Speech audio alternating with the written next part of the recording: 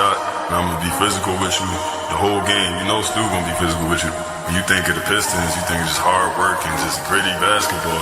That's just the identity you gotta have when you put on that jersey. I'm not your average breed of canine. Not a good dog, I'm bad boy for life. I set the tone, don't care about no tick. Let it be known, I get my respect. Come in the lane and see I don't bluff.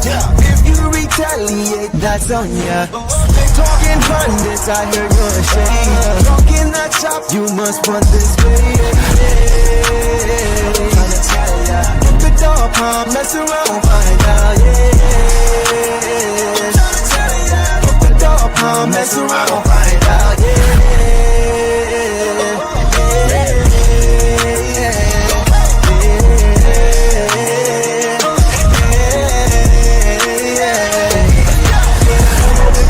for some barbecue sauce, boy, you better crop a hill, cause I'm like that.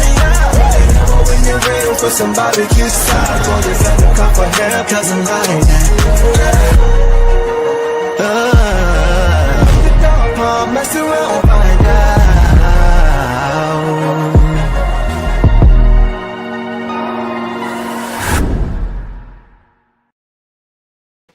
Detroit basketball. Let's try it again with the picture not in the way. We're going to get to that picture in a second. Hold on. Detroit basketball. What up, y'all? Welcome back to another episode of The Deuce Show. So my apologies for the delay. I actually just got back home from LCA and tried to get on here as soon as I could to get you guys the recap for this game. So for anybody who was there tonight, who came up and said, what's up? Appreciate you guys. Got a chance to meet you guys, a few more of you tonight. So always good to meet up with y'all, chop it up, and just be in the same environment, talk Pistons basketball. Had a few people in the building tonight I was able to see, which was pretty cool. Let's just go run through this really quickly. I had to bring wifey out tonight. Right. Her first game of the season. That's my fault. Should have had her at the game way earlier than this late in the season. But that's neither here nor there. I got a chance to get her out the house. You know, it has a babysitter for the kids. So we just got a chance to get out and watch some basketball. Also saw my dog King.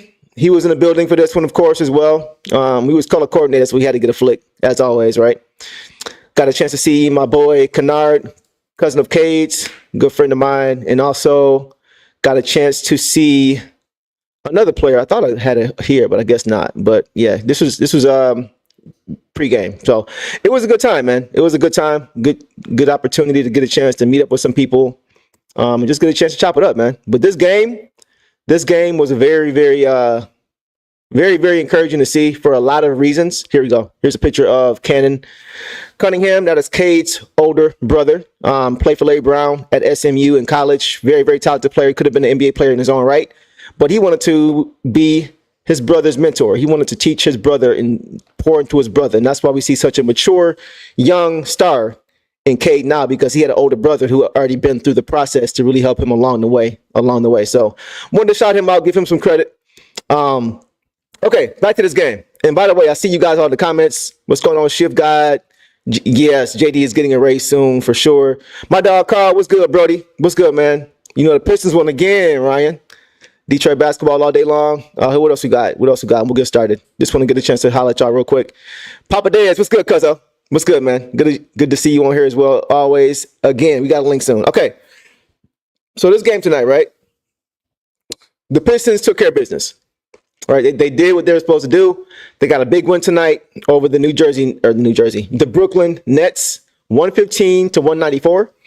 And they are now 34-27 on the regular season. So what stood out to me about this game after what happened last game, I wanted to see how the Pistons bounced back tonight, right? That was what I wanted to see, how they responded after having the win streak snapped, right? I thought it was a blessing in disguise for me, because it's like once you get the streak snapped, once it's snapped, you can just kind of start over. There's no more pressure on you to keep going. Even though you want to keep going, there's no pressure for you to keep going game after game after game, to where you're not focused on the approach, you're focused on the streak, right? So now that it's out the way, you can get back to who you are and start another streak. And that's kind of what happened tonight. A lot of times you'll see teams, young teams like this, kind of, have a relapse in a sense, where they have a great streak, and then they'll have a a losing streak follow, right? And they don't really recover well. So tonight was encouraging for me to see the Pistons bounce back quickly, right? Beat the teams you're supposed to beat. And that's what they did tonight. And it was a pretty convincing one. There were times in this game when they let the Nets get back into it, but they hit first. We always say, hit first. You got to be the team that hits first. And they came out on a mission. They outscored the Nets 39-22 in the first quarter, right? That third quarter is really what allowed the Nets to get back into the game. This game should have been over by the third quarter, and all of our starters should have been on the bench for the rest of the game. But they allowed the Nets to get back into it. They got outscored in the third quarter 30-13, right? Only 13 points in that third quarter. So the Pistons kind of let their foot off the gas, right? And we've talked about that. You got to play 4 quarters. It doesn't matter who you're playing. Teams are going to get back into the game if you allow them to. And early in that third quarter, it was down to about a 6-point lead for the Pistons. So they got to continue to work on that. And just continuing to, when you have a team down, just put them away, right? Just put them away and don't play around, because you will find yourself having to bring your starters back into the game when they don't need to. And it just turns into a whole different situation. So good on them for taking care of business. Very, very important to see from a young team. Also, I thought the Pistons were going to take care of business just because I knew they were not going to spiral. I knew last night's loss was just what it was. Just one loss. Just one loss. Nothing to really be concerned about. Now, if they lost tonight, a team that's inferior to them that they're supposed to beat, then I'd be a little bit concerned, because that would show that they're not really focused and locked in after last night's loss. But they didn't. They took care of business. Guys, the Pistons team is looking more and more like the Detroit Pistons, right? This squad is looking more and more like the teams before them that took us to the promised land. Tonight, the Pistons had 15 blocks. 15 blocks. That's the most blocks since, guess when? 2004. That was the last time the Pistons recorded a 15-block game. And guess what happened that season? We all know, right? So this team is continuing to show that they're getting back to their roots. And that's encouraging, because in order to get back to your roots, you need to know what your roots are. So this just shows me that either the coaching staff and the players, they're either doing their homework on the history, or they already knew the history. They're doing their homework, a deep dive into what it takes to win here. Either that, or they're talking to people who were a part of that run, and they're asking them questions. They're asking them certain things about what it looked like when it was here. Because I'm hearing coaches, I'm hearing players say certain things that players from 2004 used to say. I'm hearing coaches and players say things that the Bad Boys Pistons used to say.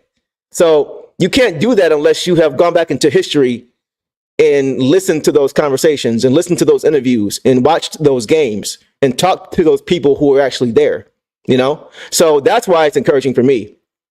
And as I watch this team, it just reminds me more and more of those teams, the way they get after it, the way defensively they get after it. They do have their lulls at times when you can tell, come on, y'all, you guys are playing lazy basketball right now. You're letting them get back into the game because you think it's going to be a cakewalk, because you're better than them and you got a big lead, right? So that did happen, and that does happen sometimes with young teams. It happens sometimes. The talent is there. The talent is not the problem. We have more than enough talent on this basketball team. Now it's about just sustaining it for 48 minutes. So even though they allowed the Nets to get back into the game, they didn't allow them to take control of the game. Like early in the fourth quarter, you could see guys like K took control of the game again. When the starters came back into the game, they knew what time it was. Let's put this game away. We're not losing to this team that we're better than. We had this huge lead. We're not doing this. We just lost last night. We're not doing this. And they put it into it, right? So that was encouraging to see as well, because many times in years past, you would see the Pistons have a huge lead and then give it up. I think it was 2 years ago, either 2 years ago or last season, when we were playing the Boston Celtics, right? The same Boston Celtics who we just beat by 20. We were up 20 in the first half against them, and we ended up losing that game in the fourth quarter late. We gave it away, right? And so this team is not doing that. This team has more veterans on this team. This team has a more equipped coach to coach this team. This team has guys that care, right? That's the difference. This team is just much more mature and prideful. And that's what I like to see as well from this team, is that they They're taking care of business, right? They're not there yet. They're not where they want to be yet, but they're taking care of business. They're taking care of business, and they're really getting ready for that stretch playoff run. So let's get into individuals like we always talk about before that, guys. So I was at this game, right? And you guys all know, Killian Hayes now is a Brooklyn Net. He's a Brooklyn Net. So I know that Killian Hayes was not the player that we wanted him to be. He was not the player that we thought he would be. A lot of guys saying we should have took Halliburton and this and that. If you take Halliburton in that season, you probably don't get Cade the following season. So would you rather have that or rather have this, right? But aside from that, why was he getting booed tonight? I don't understand why Killian was getting booed tonight. He never complained about not liking Detroit. He never talked bad about Detroit. He never said he wanted out of Detroit. The Pistons always do this. I was talking to King. We were talking about this tonight. The Pistons fans often do this. They boo guys who are no longer Pistons for no reason. Booing Killian Hayes tonight. He didn't do anything to anybody. Of course, he didn't play, he didn't live up to expectation, but he didn't do anything to anybody. Come on, man. He's still trying to pursue his career, right? Andre Drummond, whenever he comes here, as much as he says he loves the city, as much as he says he was hurt by the fact that he was getting moved and getting traded, as much as he was hurt, and as much as he still says he would like to come home and finish his career here, he still gets booed. All he does is show love to the city. I don't understand it. Maybe you didn't think he was a great player here. Maybe you felt like he underachieved here. Okay, fine. But come on, man. That was years ago. And it wasn't all his fault the Pistons didn't win. The Pistons didn't surround him with enough. It was basically like having a Jalen Duren on your team, and he's your best player every year. Until Blake got here, that was the situation with Andre Drummond. Right? He was a guy that was put on this team that was unfairly expected to be the guy on a contending team. And he wasn't that guy. He was never that guy. The problem was the Pistons couldn't find enough. They didn't have the skills, the ability to put people around him, whether it's luring people here or whether it's just making the right moves via trade. They just didn't surround him with enough. Yet he was expected to be a superstar. He was expected to be Dwight Howard. That's just not who he was. So the Pistons fans, man, I don't understand that. Even with Blake Griffin, they still boo Blake Griffin. I wasn't the hugest Blake Griffin fan, but he played hard when he was here. He had an ankle brace or a knee brace on in the final game of the playoffs, playing on one leg. Like, I just don't understand it. I don't understand the booing. And that's not a way to endear other players, future players, to want to come here. If they know that if they come here and if they ever get moved, every time they come back here, they're going to get booed. That's not a good look. So I just don't understand it. It's like, are fans just not educated on how they left? Do fans just think that they all decided to just leave on their own? Because to me, it's justifiable when a player wants out and the player just leaves, right? Okay, you want to throw some boos? Okay, cool. But if they don't just leave on their own, if they get shipped out, what are you booing them for? You know what I'm saying? So I don't know. I'm gonna let that go. But that's kind of how I feel about that. I don't understand that. All right. So now let's get to this game. Let's get to individuals. Box scores. Here we go. All right. So Cade tonight, 15 points, 9 assists, 2 blocks, 5 turnovers, 7 rebounds, 4 for 9 shooting, 2 or 3 from 3, 5 or 6 from the line, in 32 minutes. So guys, I was talking to King about this as well. I think Cade is kind of getting tired. I think Cade is the season that he's had so far, the numbers he's putting up this season, 25, 26 points, 9 assists, 7 rebounds, doing it at a much higher efficiency rate now. I think he just may be a little bit gassed. And with that, I don't think he played a bad game. He just wasn't that aggressive. From my eyes, it just seemed like he wasn't that aggressive. And you would see him pick his spots at times, right, to be aggressive. But throughout the course of the game, he just didn't look like he had it. And that's okay. I'm not really too concerned about that. Think about it, guys. A lot of times, like the game that he had tonight, because to me, he did look tired. Like, at first, I was like, I didn't see it. But then King was like, just watch him, bro. Just watch him. So I was watching him, and he looked like he was just a little bit tired, like a little bit gassed, like mentally and physically. But he was still trying to push through. tonight, here's the thing. Because Cade plays so often, like he doesn't take games off unless he needs to. If he's hurt or something, he's got a knick-knack injury, he doesn't take games off. But this kind of game tonight is a game that normally you would see a star player utilize load management. This would be a load management game tonight for most guys, right? Stretch run of the season, playoff games are approaching. You want to finish strong, but you want to make sure your guys are in shape. You want to make sure you guys are conditioned. You want to make sure you guys are healthy. You want to make sure you guys are in a good rhythm, a good lather going into the playoffs. Tonight would have been a game that most stars would have sat out, right? But Cade was like, I'm going to get some run. And I think that's honestly why he didn't look to be completely locked in, is just because I think he's trying to get his legs back under him. And King made a good point as well. I got to shout him out. This is the first season where he really has had a chance to just play from beginning to end, right? From beginning to end. I don't count last season because last season was a mess. I don't even count last year. This is the first season where he's had a chance to really from jump just be able to go from beginning to end. First season, he got hurt at the beginning of the season. I think it was his ankle. Right, he was out the first 3 weeks to a month of the year. I think he played the first few games as a rookie and then got hurt. Right, had a leg injury, had to sit out for a little while. Wasn't all season or anything like that, but it threw off his rhythm. And then the second year, he had a tibia surgery, right, in second season, and he missed all but I think 10 games. He and Ji played like 10 games together, right? So that was the second season. So I think this is the first time he has been in a good situation where he's been able to just play from beginning to end. And so, you know how it is for rookies when they go from playing 30 games to one season, and then the next year, they're in the NBA playing 80 games, right? So that's the difference. That's the jump. I think Cade is experiencing a little bit just mentally that jump. And the fact that he's playing so well and he's playing full tilt, he's playing high octane basketball right now. He's playing at an MVP level. Right? He's top 10 in MVP voting. I think he's 9 overall. He's probably going to make an all-NBA team, 13. This is his first time dealing with all this media storm, right? But he even said during All-Star Weekend, it's a lot more work than he thought. He said he wants to do it. He loves it. He loves the process and everything. It's just more work that goes into it, getting pulled in a bunch of different directions for interviews and marketing and all these different things.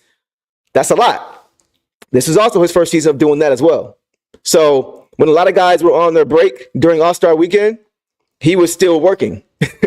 And that's the thing. This is the first time he's been there. He's used to, during All-Star Weekend, being able to chill. Maybe go one day for, maybe the Rising Stars competition or the skills challenge or something like that, and he's done. But this time around, he was there for the All-Star game. He played 5 minutes, but he was there. He had to be there. He was there every day. So I think all those things kind of wore on him a little bit. And I think that's why we're seeing him kind of not be at the same level that he's been. But, I think he's going to be just fine. I think, once again, the addition of guys like Schroeder. Now, if he didn't have Schroeder on this team, then I'd be a little bit concerned because it's like, where's his break going to come during games? And even if he needs to take some load management games, I'm cool with that. We know he loves to play. When he misses games, it's usually because he's hurt. Right? He does not miss games. Guys in his team don't miss games unless they're hurt. Jaden doesn't miss games unless he's hurt. Asari doesn't miss games unless he can't play. Like, these guys play when they're available. They're young. They're young as spry. So I'm not too concerned about that. Just one of those games, he'll be fine. I'm not worried about Cade. Let me see what you guys think. Let's see. Full season. Yes, it's just, full season, man. He's just getting into his groove. This is just another step in the right direction for him. That's all it is. I'm not concerned at all. All right, let's go to Tim Hardaway Jr. It's like I look at his stat sheet or stat line. It's like the same every night. 9 points, a few rebounds, few assists. He had 9 points tonight, 2 assists, 1 board on 3 for 9 shooting, 3 for 9 from 3. So every single shot he took tonight was a 3. 3 for 9 from 2, 3 for 9 from 3. And once again, that just speaks to who he is. Tim Hardaway Jr. is fully comfortable in his role. He has a full understanding of who he is for this team.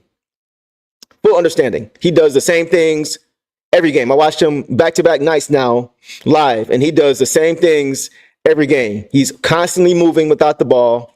He's not holding on to the ball when he catches it. He's either firing or he's passing it. He's not holding on to it. He's playing solid defense too, man. He's playing really solid. He's playing tough defense. He's playing with his feet, not playing with his hands. He's a great communicator as well, guys. Like, he's a really good communicator as far as calling on screens and just letting guys know who's on the floor with him, what to look for, things like that.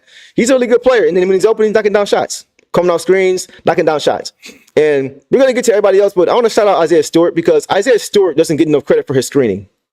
Like, he and JD are really, really good screeners now. I see both of those guys now. So here's what happens, what I see.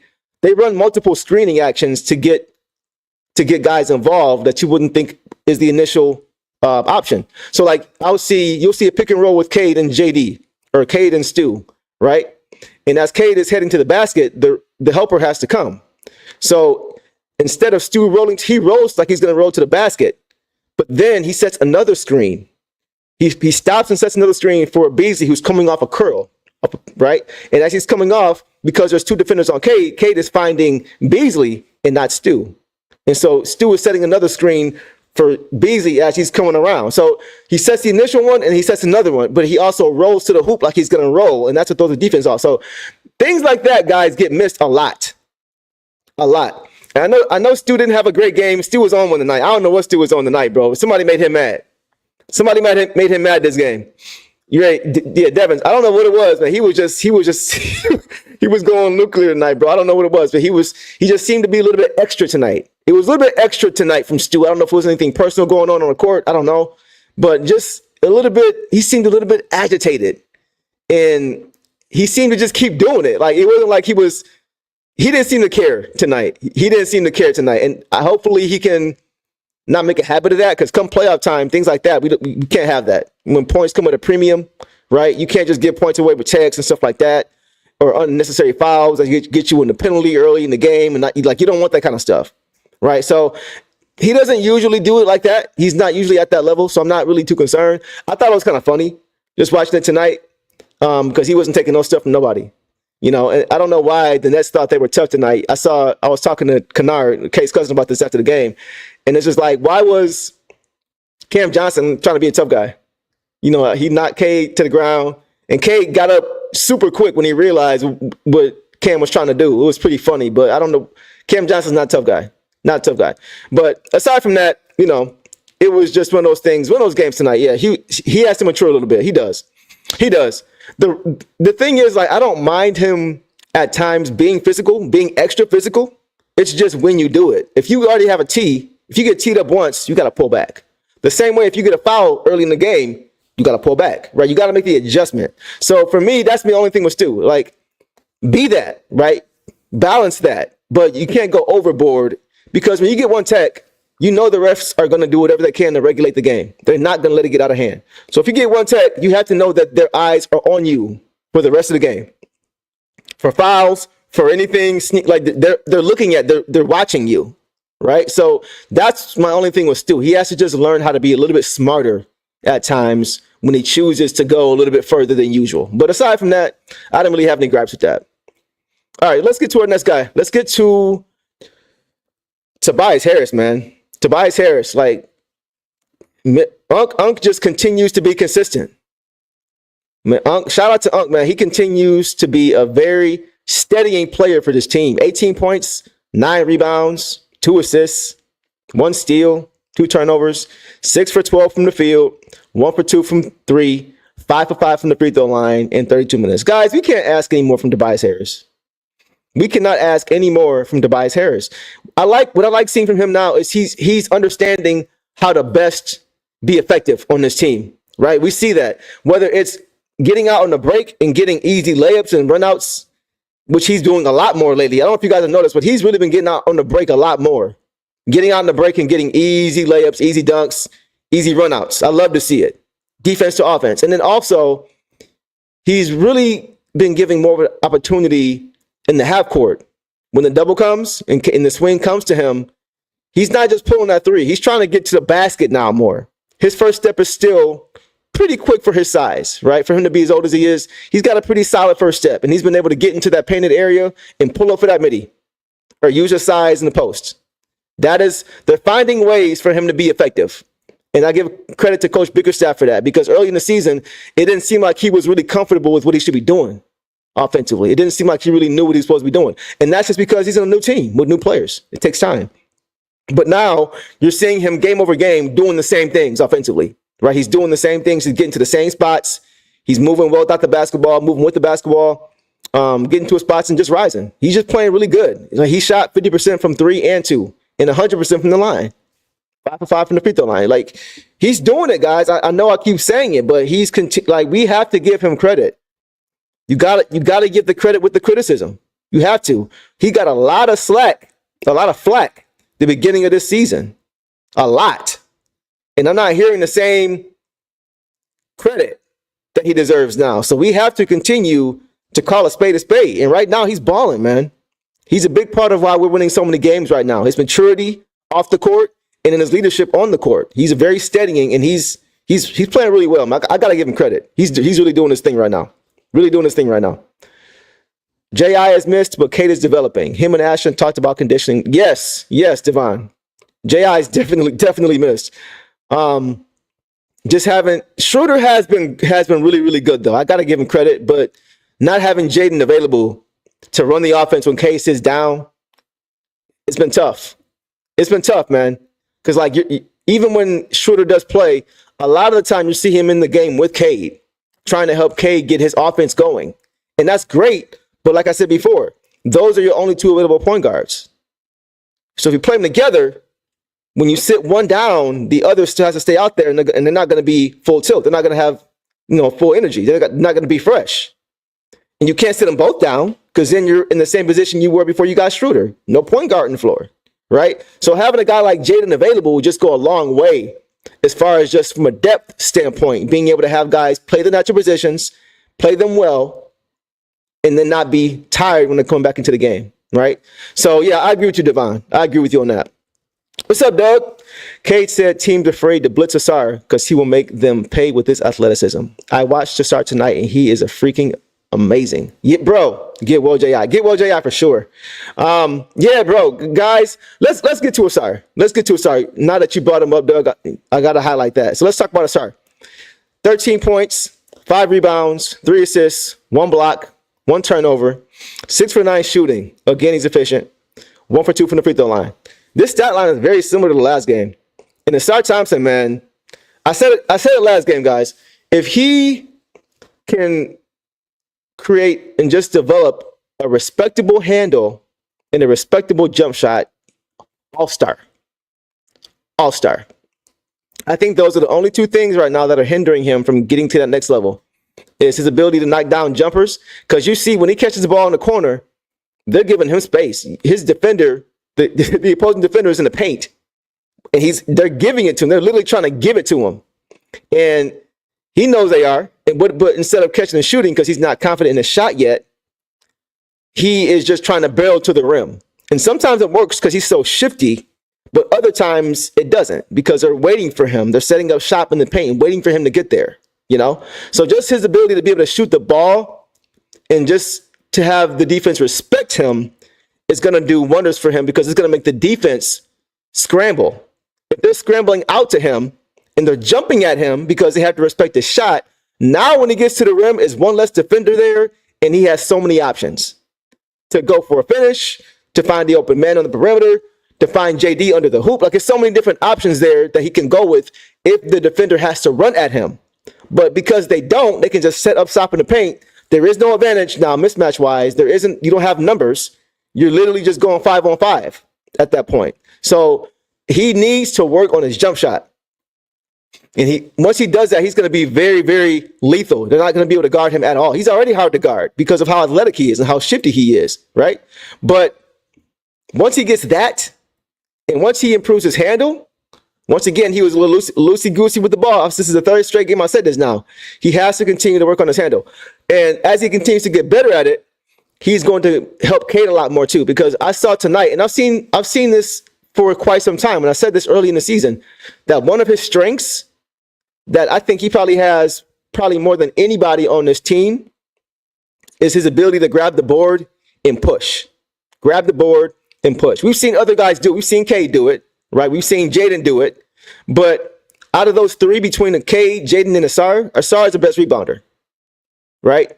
Out of those three, Asar is the speediest. He's the fastest from end to end, right? So either him or J.I. is close because J.I. is really, really fast too. But his ability to be able to grab the rebound and just go and not have to find an outlet is important. I've said it before. That split second of just finding the ball, grabbing the rebound and going, it makes it hard for the defense to set up. They're all out of sorts. And with the speed, it really makes it hard to match up. So at that point, you're not even trying, you're just trying to, like as a defense, you're just trying to find a body. You're just trying to find a body.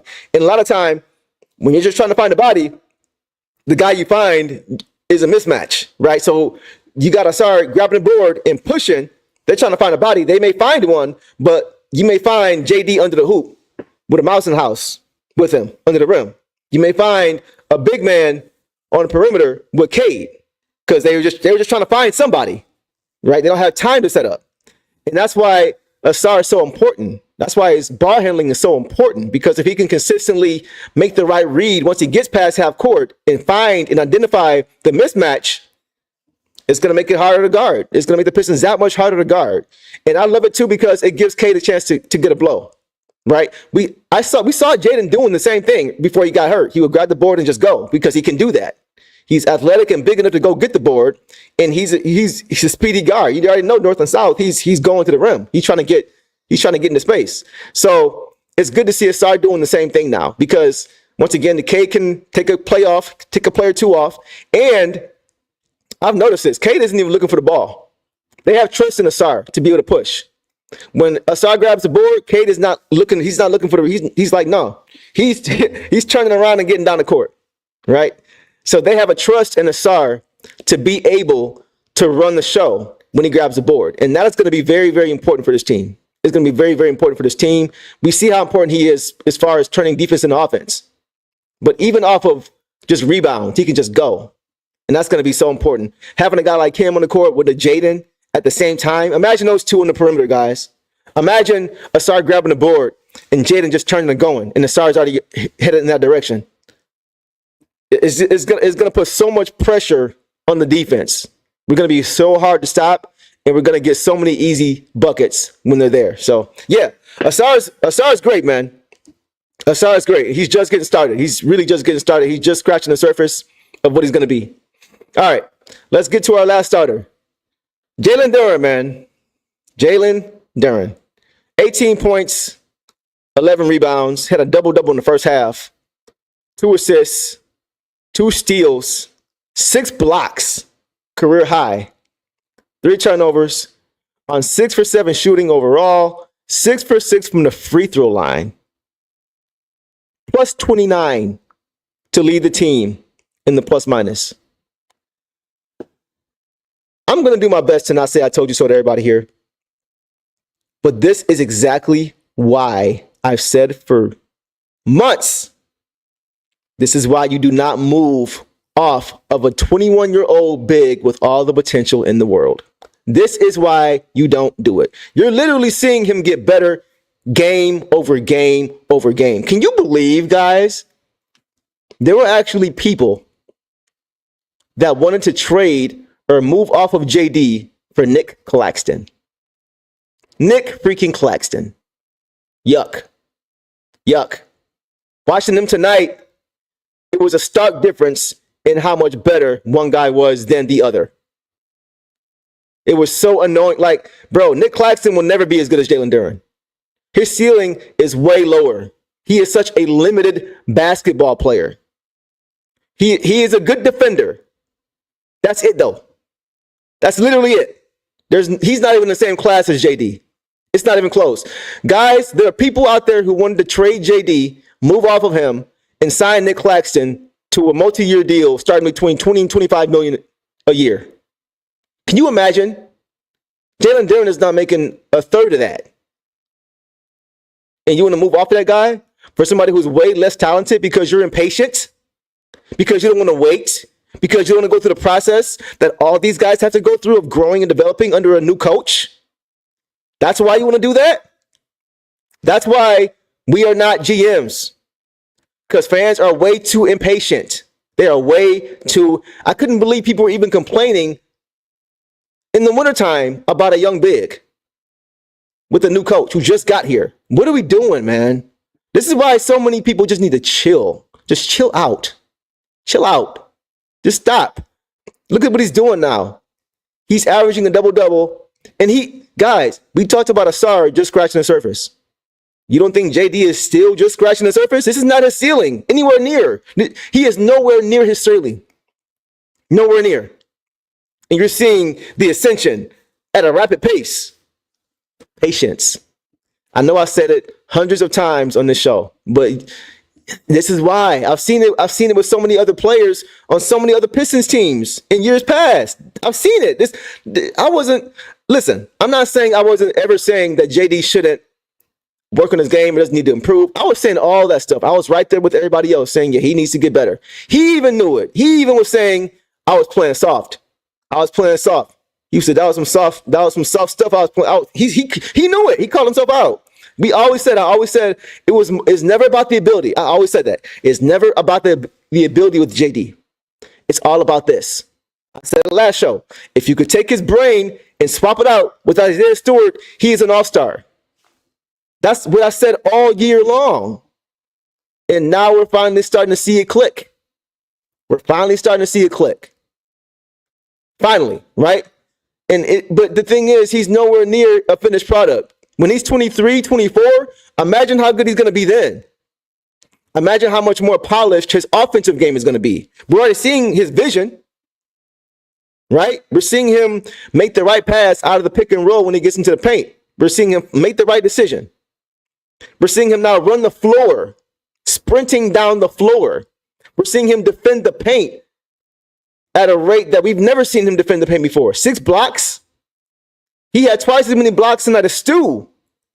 That's why I said if he ever had Stu's mindset, he would be a star. We're already saying Stu is a defensive, top 10 defensive player, a top defensive player, top 5, whatever you want to say, right? All defensive team. We said that about Stu.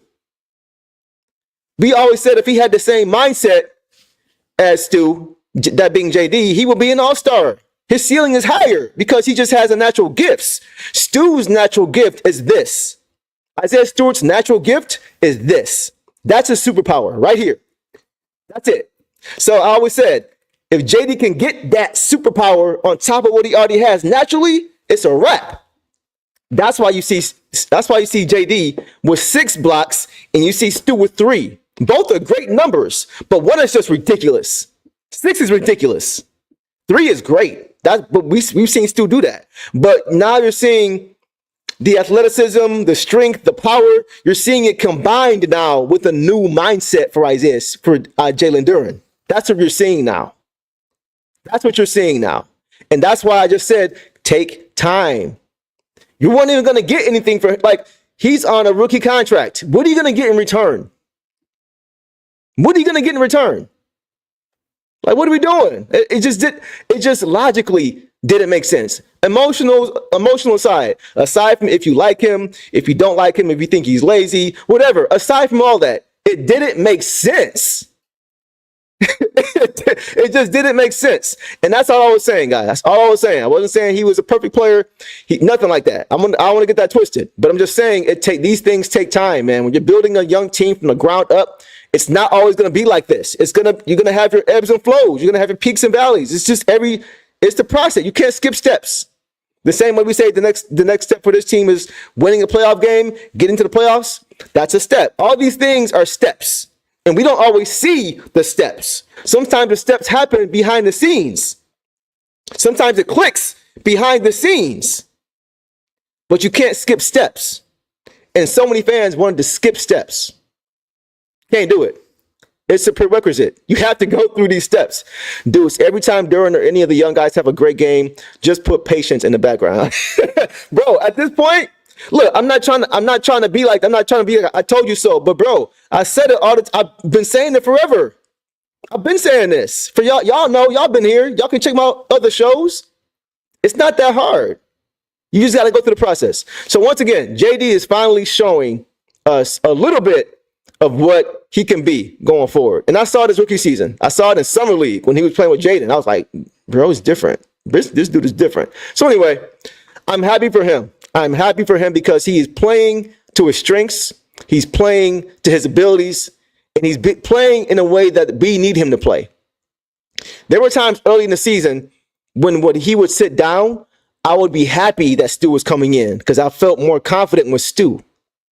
But now it's kind of like, okay, either or at this point. When JD sits down and Stu's coming in, cool, bet, let's go. Let's continue what was already go. Let's continue the approach.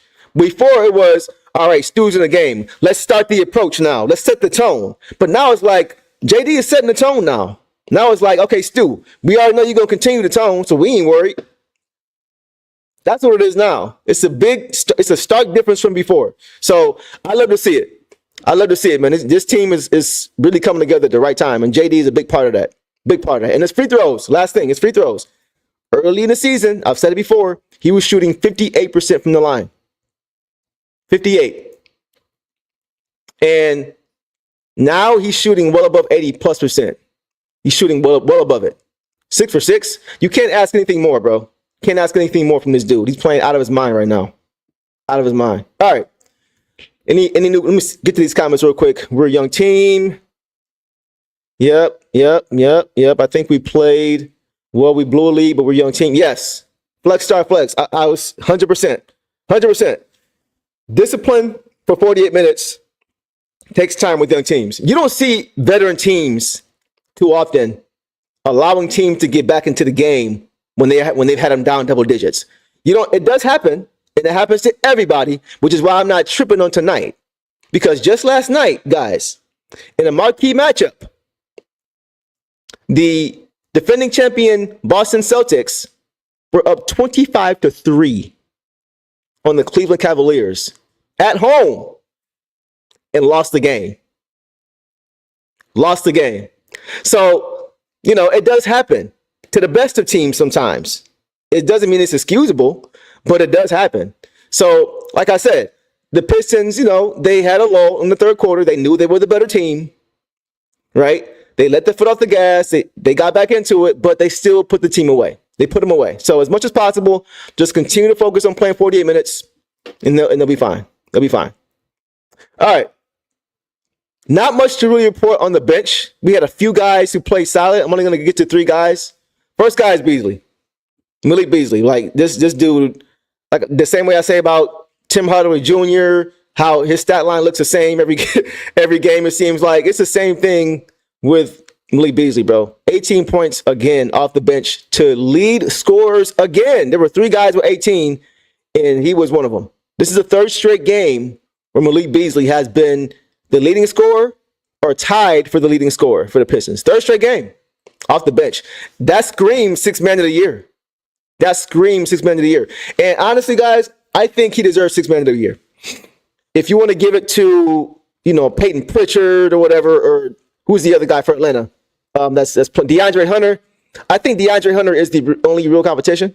I don't think Peyton Pritchard is a competition because of how deep Boston is. And I forget who said this, but somebody said this on, I forgot where I heard it, but it was a very good point. And the point was this. If you take Malik Beasley off this team, the Pistons don't have anywhere near 34 wins. If you take Peyton Pritchard off of Boston, they're still in 2nd place in the East. They don't need Peyton Pritchard. They could do without Peyton Pritchard. They could find somebody else, other guys, to step up and fill the role that he plays. That's just bonus. You take away Malik Beasley from this team, we might be a 500 team. He's that important. He is that important, So that's why I think a guy like Beasley definitely deserves to be 6th man of the year, because it's not just the scoring, it's not just the shooting percentage. It's how important are you to your team. I liken 6th man of the year to the MVP. It's like, how important are you to this team? 6th man of the year means you're coming in to the game and making an impact. When I think 6th man, I think impact. Like Vinnie Johnson, Jamal Crawford, Lou Williams, guys who won 6th man of the year. Some of those guys multiple times. What did they do? They came into the game and immediately made an impact. Immediately. Like, Malik Beasley fits that role to a T. That is who he is. He comes into the game and does what? Impact immediately. So in my mind, it's not even close. It's not even close. And DeAndre Hunter just switched teams. So, you know what I'm saying? You can't even have a really large sample size of him in one place because he's playing for different teams. So it's just like, that's why I think Beasley deserves the sixth man of the year. He's been a model of consistency, man. There's only been like a handful of games this season where he didn't shoot well, where he didn't shoot at least solid. I think maybe 5 or 6 games where he just shot bad. And we're like approaching game 60. So he's been a model of consistency for this team. And that's why he deserves MVP, the sixth man of the year award. Insane. $6 million contract, guys. We signed him from 1 year, $6 million. 1 year, $6 million. That's nothing in today's NBA cap. And you got guys like Paul George making $50 million. Insane. So Trajan Langdon cooked. He cooked on that signing. That is the signing of the NBA season was Malik Beasley. And they better bring him back. And I'm pretty sure they will. Yeah, man. Yeah, so let's see. Pistons got to take Utah seriously on Monday. They overlooked them when they were. They're not doing that again. Make a hustle. They're not doing that. I can guarantee you the first thing coming out of coach's mouth is what happened last game, and he probably don't even need to tell them. They know. That team was very different from this team now. The Pistons. We are a very different team than we were then. I think the Pistons are going to blow them off the floor. I think Pistons are going to blow Utah off the floor. They want to return that favor of what Utah did. And they can because they're the better team. So I don't think anybody else is getting overlooked this season, bro. I think they're locked in and they're trying to stack up as many wins as they possibly can. But I definitely agree with you, bro. They can't overlook them. They cannot overlook them. So we'll see. Fred Vincent will be a godsend if he fixes Ron this year, man. Ron, too. Let's talk about Ron real quick and then we'll move on. So Ron had 10 points, 2 assists, 2 rebounds, 1 steal, 1 turnover on 4 for 4 shooting. 2-2 from the line. Ron is hooping, y'all. Like, him too. He is, man, these guys are quickly just understanding who they're supposed to be on this team. Stars in your role. Starring in your role. That seems to be like a moniker for this team because everybody is really trying to just do that. You don't see guys trying to do too much. And you can tell because look at the shooting percentages. Ron didn't miss tonight. If he was doing too much, he would. JD missed 1 shot. If he's doing too much, he would have missed more shots. You see what I'm saying? Like, these guys are just playing like a huge puzzle, and they're all just pieces to the puzzle. Everybody knows what they're supposed to do. Or they're more and more so understanding what they're supposed to do and who they're supposed to be. And the level of unselfishness that I love seeing these guys play with, Ron included, these guys play unselfish. I love how Ron is able to just turn defense into offense. And he's such a physical defender, scrappy defender. I have a lot of confidence in him with whoever he's guarding. These guys, he doesn't give an inch. Ron doesn't give an inch, man. And his ability to be able to get to the hoop, get out in transition, and he's got a better handle than I thought. I know I said it earlier this season, but there's times early this season when I hadn't done my homework fully on him, where it's like, Ron, no. Oh, okay, Ron, I see you. That kind of a thing. But now, the way he's able to get to the hoop, man, and it looks so smooth. Like, he's got a nice handle. He's got a nice game, but he's got a much nicer handle. I think Ron seems to have more confidence than Asar. I think, like, defensively, Asar is the more polished player, but Ron makes up for it with his dog, and Ron makes up for it with his confidence. Ron seems to have more confidence than Asar in his jumper, especially offensively. Because even though both of those guys are not great shooters right now, right? We know Fred Vincent needs to work with them on their shooting, and he has. And it's going to be a work in progress. Neither of those guys are great shooters. But Asar sometimes just won't even take it. If he's open, he won't even take it. Tonight, he had 0 3-pointers. He won't even take it if it's there. He'll rather just get to the rim. And I understand why, because he has more confidence in that. But that's my point, is that he doesn't have confidence in his jump shot. There's been games early this season when Ron, as a rookie, in his first 15, 20 games of the year, was getting up 5, 6 threes. And he wasn't making a lot of them. He was going 1 for 6, 2 for 6, sometimes 0 for 4, 0 for 5. But the confidence it was a point where it was like, all right, Ryan, pull back a little bit, bro. I was kind of like thinking he should do more so of what Asar's doing now. Like, I know you're open, but you're open for a reason. Let's get to the hoop. So his confidence has never been lacking. He has never been lacking and that's very important for his mental. He is a very confident basketball player, period. He's just a confident guy. And that's going to go a long way for him. He's a rookie right now. He doesn't look like a rookie. He doesn't approach the game as a rookie. He doesn't have a deer in the headlights type of look in his eyes when he's playing the game. He looks like he's supposed to be there. And he doesn't care who he's playing against. He's going at him. Like I love this dude's moxie, man. I love his swag. I love his fearlessness. He's just ready to go. He's just ready to go, man. I'm so excited to have him on this team, bro. We have a really good team, man. We're not a finished product yet, but we have a real good team. But Jaden not even being back yet, I'm excited, man. I'm excited, guys. Doug, I appreciate you, bro. Thanks for being there, douche. You don't take days off. I appreciate it, man. I took one day off when I had the flu, and I missed that game. I was so upset about that. I was trying to go 82 for 82, but I appreciate you guys, man. Appreciate you, Doug. All right, guys, let's get a few more, and we'll get out of here. Let's see. So let's get to Dennis Schroeder. Schroeder had 7 points, 5 assists, 2 boards, 1 block, 2 turnovers, 3 of 5 shooting, 1 of 3 from 3, 18 minutes. So solid game, right? I think with him, like the biggest thing I've mentioned before is just his ability to be able to get K rest. Because it does seem like he's getting more and more comfortable with the offense. In the beginning, when he first got here, it seemed like he was just trying to feel his way, learn his teammates, not step on toes, and he was just kind of out there being a threat as a point guard. And that alone was helping because it allowed K still to be able to relax and when he goes to the bench. And, the leads weren't, they weren't losing leads the way they were before they had a backup point guard. So Schroeder just being on the floor when he got here was a help as a threat of being able to distribute. But now he's actually distributing. He had 5 assists in 18 minutes. That's good. That's really good. Only 2 turnovers, so better than a 2-to-1 ratio. Like, now we're starting to see him get more comfortable with the offense, with his role, and with his teammates. So, like I said, it's going to take time for him to get comfortable. It's hard for a point guard to come in and learn 13, 14 guys' game on the fly when they're playing well. It's hard to come in and just make that seamless transition. There's going to be some bumps in the road. He's got to learn these guys. He's got to watch film. It's going to take time for that, right? He's got to get reps in practice. All these, you can't skip steps, right? That's my whole point. All these things take time. All these things take time. And just his ability to be able to get shots out of the pick and roll, when he gets in that mid-range, he's lethal in that mid-range.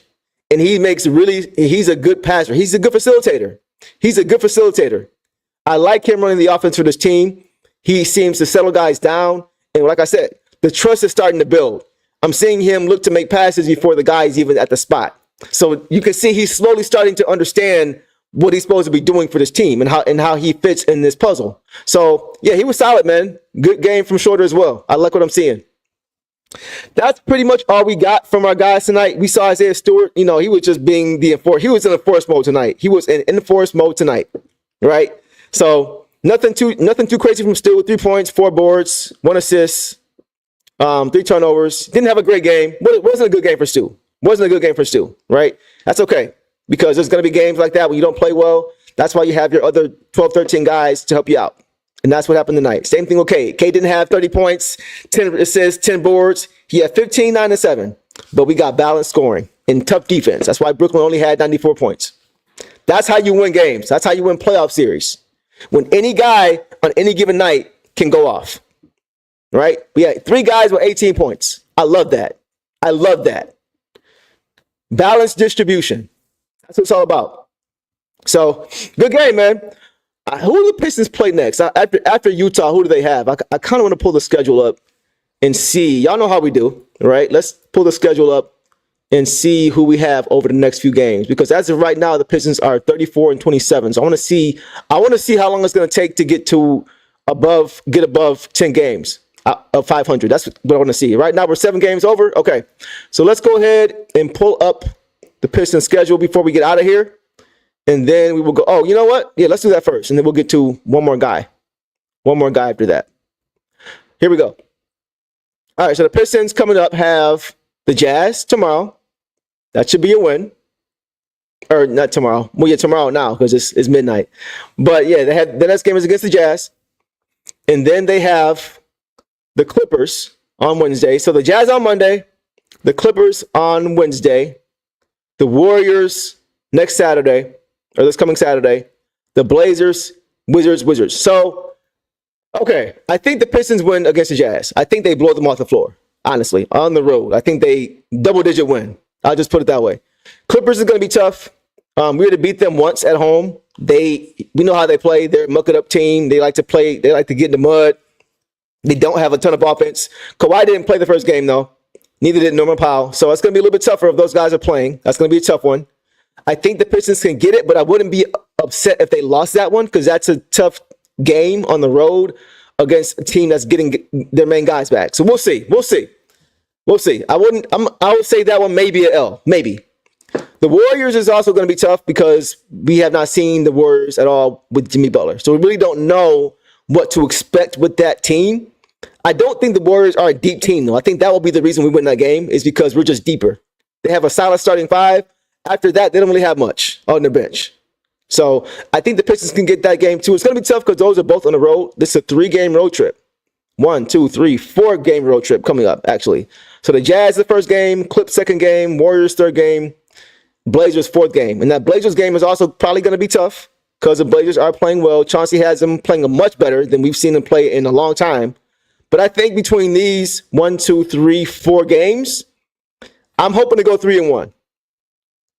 Hoping to go 3-1 over these next 4 games, right? And then when they come back home, they have 2 back-to-back home games on Tuesday, the 11th, and Thursday, the 13th against the Wizards. Those should both be dubs. I'm sorry. Those should, the same way the Bulls back-to-back games were dubs. We blew them up by like 40, and the next game beat them by 20. I'm not saying we got to do that, but we're better than this team. Even though we're playing them back-to-back games, even though they're probably going to be mad after they lose the first one and try to get their get back, we should still beat them. We're better than them significantly. So that's kind of how I see it going over the next few games. I think the Pistons have a chance to really get to that 5 seed, and that's the last thing I want to do before I get out of here. So let's do this first. First things first, let's talk about Lindy Waters. I see you guys talk about Lindy Waters, right? I see a lot of Lindy Waters. Yes, I also want, this is what I said before, Mega Hustler. I want him to get Fontecchio's minutes, right? Fontecchio, what did he do tonight? Since we're here, let's just talk about it. He had 0 points, 3 assists, 3 boards, 1 steal, 1 turnover, 0 for 2 from the field, 0 for 2 from 3, 14 minutes. So he didn't really give us much.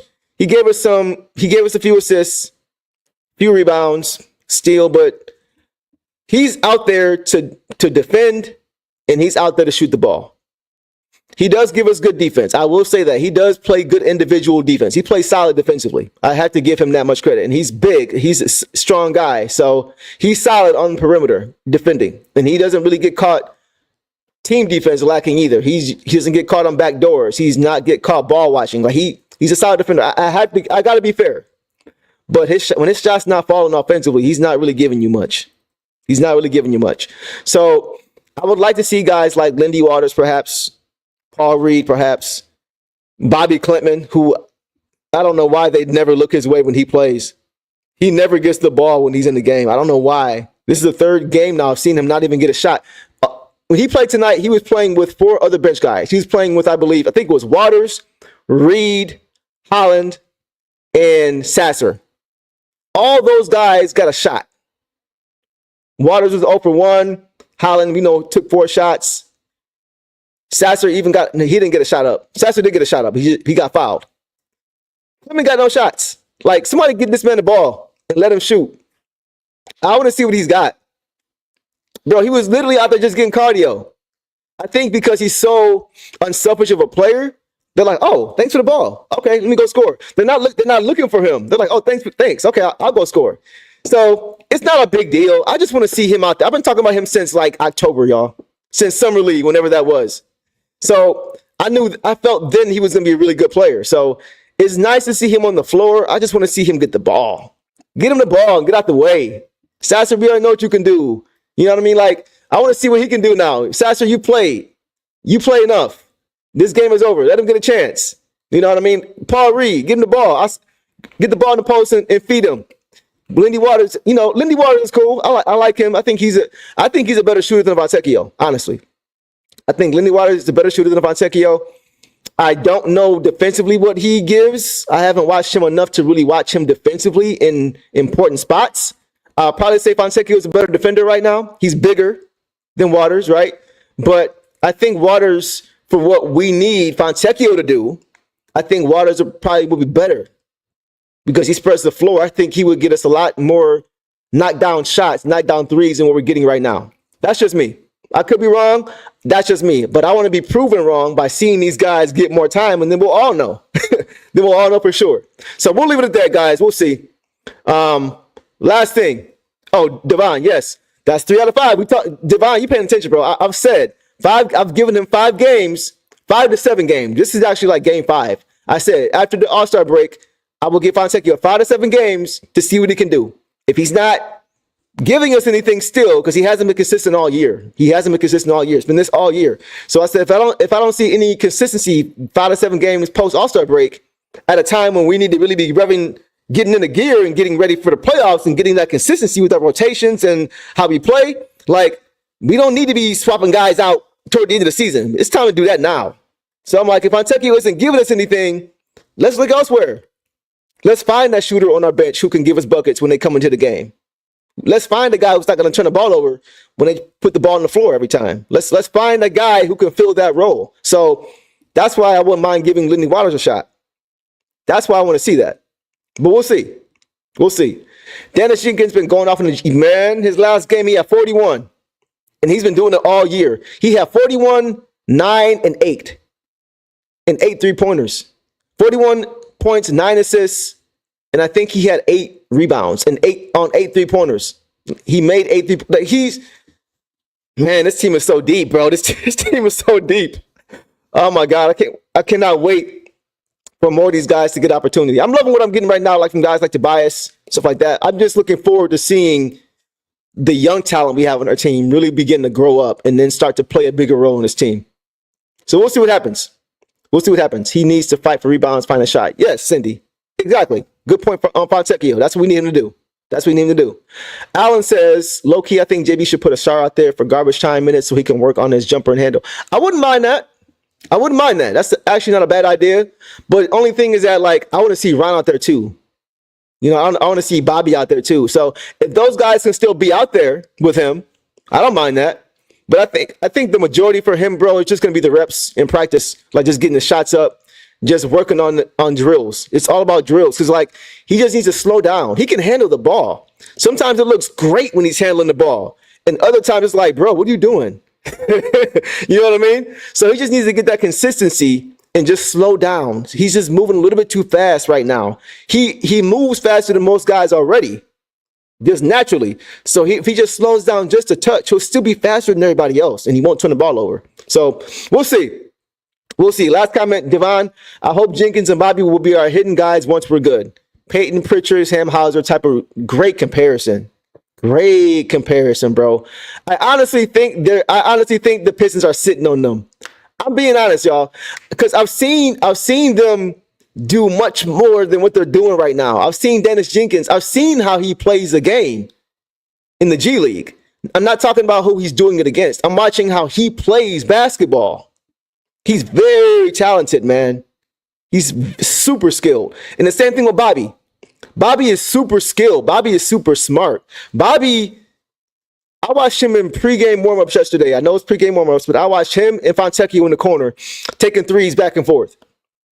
Fontecchio was getting into his rhythm, getting into his form, going up, and he was hitting. They both took about 15, right? That I saw before it was time to do the introductions. Guys, Bobby missed 2 out of 15. And he was just shooting them casually. Like Fontecchio was, how he gets into his form and goes up. He made about 7 or 8. Fontecchio did out of the 15. I was literally counting them. I was watching. Bobby made 13. He missed 2. And he's just casually, he was laughing, just getting shots up. Like, I'm telling you guys, I think Devon hit it on the head. I think these guys are low key just kind of being held back for right now, just as a little secret weapon type of thing. I wouldn't be surprised if a guy like Bobby Clinton has a signature moment in the playoffs. The guy that nobody knows about, but comes into the game when we have serious foul trouble. And he comes in and gives us a lift. I could see him having that kind of moment. Even though he hasn't played much in the regular season, he's a very smart player. He understands how to play the game already. I can already tell that. That's why I want to see him so bad. So don't be surprised if you see something like that happen for him. We know we haven't seen much of him now, but I think he is a lot more ready than most rookies are. And I think he's going to show that. So we'll see. We'll see. Yeah, that's a take, right? Right? I'm telling y'all, we'll see. We'll see, man. So we will end it with that hot take. I appreciate you guys always showing up and showing out. This has been fun once again. Looking forward to getting with you guys again Monday night against the Utah Jazz. Hopefully the Pistons can go to 35. It's crazy. They're going to have 35 wins likely with about 20-something games left. 35 wins in March. Most people didn't have them having 35 games by the end of the season. I had them at 35 games. So I'm not saying it wasn't me either. But yeah, most people had them around 25, 30. For them to have 35 games with 20 plus games remaining in March, the top of March, it's crazy. Crazy. And it's coming. So we'll see. So I'll see you guys here Monday night, post game. We will talk about the Utah Jazz matchup and hopefully talk about a win. I appreciate you guys always hanging with your boy. And as always, Detroit versus everybody. Peace.